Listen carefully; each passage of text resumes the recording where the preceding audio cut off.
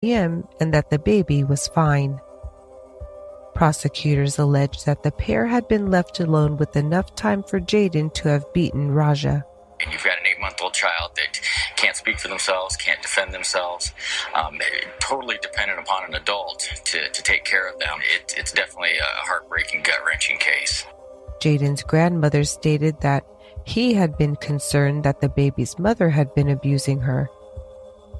He had told his grandmother that he had previously seen bruises on the baby's body. No other family members are under suspicion or have been charged in this case. On August 30th, the day before his 18th birthday, Jayden petitioned the judge to remain in juvenile court since his alleged crime took place when he was 17. The judge did not rule on this, and now 18-year-old Jayden Straight will go on trial for the beating death of his 8-month-old daughter on October 29th. He faces a mandatory life sentence. Part 5. Surrell Gaines. Is shot dead in broad daylight. Police bearing down to find clues to try to solve the case. It's another murder and shootings that don't seem to fit any sort of pattern. Around 5 p.m. on July 30th, 14-year-old Surrell Gaines was found dead by gunshot near the corner of Thill and Vine Streets in the Mount Auburn neighborhood of Cincinnati, Ohio. Surrell's parents, Roderick Gaines and Tammy Smith, described their son as kind and fun-loving and said he had always been a positive influence on his peers. As Surrell got older, he began to fall in with the fast-moving, dangerous crowd, especially in middle school. Last conversation I had with my son is funny because last conversation I had with him, he was for the girl, so I didn't want to block him. He was for the girl, so I talked to him briefly. I was kind of mad at him, but I was proud of him. So, I had to let him go on his business. I had a couple words with him. Told him, gave him a couple dollars for lunch money with his little female friend. I was proud of my boy. That was my last memories. I was proud of my boy. Had a nice little looking female with him to go out on lunch. Hey, I gave him a couple dollars. I couldn't even say that to him. So, it was always a good time with him. Like, you couldn't be mad at him. And every time me and him got into it, like, we couldn't be mad at each other. Like, it's just too much alike.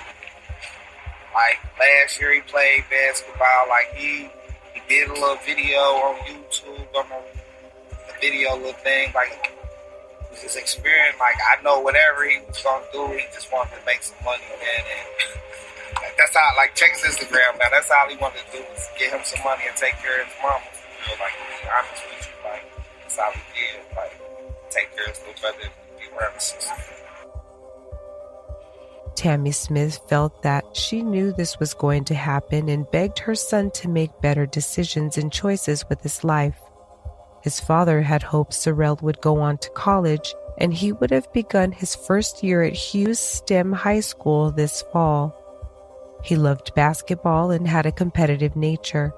He had an entrepreneurial spirit and liked to do odd jobs to buy the basketball shoes he loved. Police went on to arrest a 13-year-old unnamed juvenile on August 9th, charging him with reckless homicide, tampering with evidence, and having weapons under disability as he was on probation at the time of the crime. He fled the scene with the murder weapon, which was never found. Shockingly, the 13-year-old subject had a lengthy juvenile criminal record, having had previous contact with Hamilton County Juvenile Court 13 times. 3 of those cases ended in the suspect being adjudicated, the juvenile equivalent to an adult conviction. In October of 2016, when the suspect was an 11-year-old 5th grader, he grabbed a girl by her hair, attacking her with punches to the face. They were on the school bus. He was adjudicated delinquent on July 31, 2017. Just 1 week after that ruling, on August 6, 2017, the now 12-year-old suspect broke into the home of 2 21-year-old women, stealing $25,000 worth of their belongings, including a car and 2 MacBooks. While awaiting the outcome of that case, the suspect stole an iPad Pro from a parked car in his neighborhood. He was charged with theft after the iPad was tracked to his location. Another adjudication for the home burglary and theft charges resulted in January 2018, and the suspect went home with an electronic ankle monitor. He ended up cutting it off and absconding for 4 months, during which time he said he stayed with friends. At the time of Surrell's murder, the teen suspect had an active warrant. Magistrate Mary Schultz wasn't having it when defense attorney Nancy Cutler requested cash bond so that the 13-year-old could be released to his family. The magistrate pointed out that they had tried that earlier this year, but not this time. She ordered him held until his next hearing. Most recently, the suspect had a pretrial hearing scheduled for August 21st in juvenile court. Under Ohio law, at 13 years old, he is too young to be tried as an adult. He is currently awaiting trial in juvenile court in Cincinnati, Ohio. Part 7. Jvonte Johnston. On June 4th, just north of Dayton, Ohio, 2-year-old Jvonte Johnston died from what appeared to be a self-inflicted gunshot wound to the chest. Jvonte's father, 34-year-old Jamal Evans, called 911 to his home near Wheeler and Salem Avenues about 4 p.m. Jamal can be heard saying, "My life is over," and "How did you get the..." before breathlessly falling silent. Jamal informed dispatchers that his 2-year-old had shot himself. After a brief but thorough investigation, it was determined that Jvonte's older brother, Jamal Evans' other son, had actually been handling the gun when it was discharged. 2-year-old Jvonte was in the path of the bullet. Jessica Johnston standing by her family Tuesday night as they remember her son, 2-year-old Jvonte Johnston. It was hard. No parent wants to hear that about their child. It feels good to have my family here with me because I need it right now. I really do need it right now. Especially going through something like this. I've never lost a child. People should keep their guns put up. Keep them put up. He should have never been able, they shouldn't have been in reach.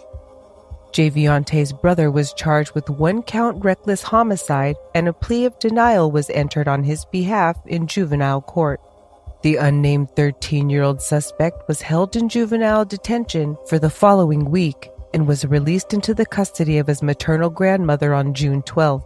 He was placed on house arrest with an ankle monitor and ordered to have no contact with his father. His mother could visit him, but only under supervision of the grandmother. Any younger children currently living in that home were ordered removed. We originally thought the child was playing with a gun and shot himself. But then further investigation revealed the 13-year-old shot the 2-year-old. What we need to do as adults, we need to control our guns. I mean, here's another case where you have a 13-year-old, as any kid's curious when they find a gun. And unfortunately, he even admitted he is curious, checking the gun out. It discharges, kills a 2-year-old. And now he has to suffer the consequences of the criminal justice system. Hopefully they can get him some help. He's going to need some help, some counseling through life. It's just a tragedy. The boy's father, Jamal Evans, was arrested and charged in federal court with being a felon in possession of a firearm. He was ultimately indicted on 1-count involuntary manslaughter, 1-count endangering children, 10 counts having a weapon under disability, 1-count possession of drug paraphernalia, and 1-count possession of marijuana. As it turned out, Jamal Evans had an extensive criminal history.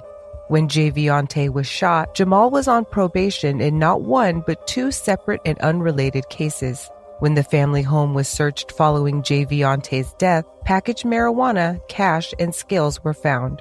On June 26, Jamal Evans pleaded not guilty to all charges in Montgomery County Common Pleas Court.